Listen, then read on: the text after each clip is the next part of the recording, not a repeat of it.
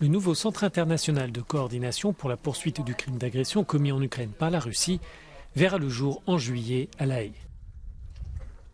Le commissaire européen en charge de la justice a confirmé vendredi la mise en place de ce nouvel organisme à l'issue d'une rencontre avec le procureur général ukrainien.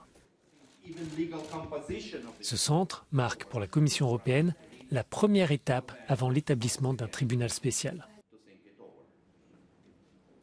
The center will have at its objective to preserve and store evidence for future trials. Of course, the goal is to find the jurisdiction, special tribunal asked by Ukraine or other form of tribunal, but we are very open to see how it's possible to work on this.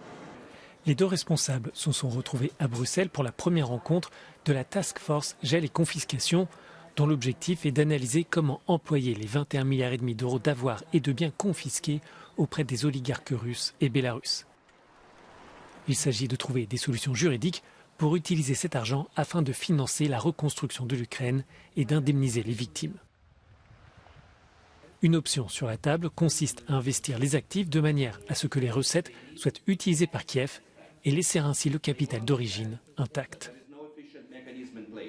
The sovereign assets of Russia are the best fair way to compensate damage caused by Russian aggression, because it is Russian state and all state authorities of Russian Federation who committed the act of aggression. La Commission travaille aussi sur un nouveau texte pour étendre la liste des crimes européens à travers l'ajout d'une nouvelle infraction pénale à l'encontre de ceux qui cherchent à contourner les sanctions contre la Russie. Ce dispositif permettrait aux États membres de confisquer les avoirs des entreprises et des personnalités qui ne respectent pas les sanctions.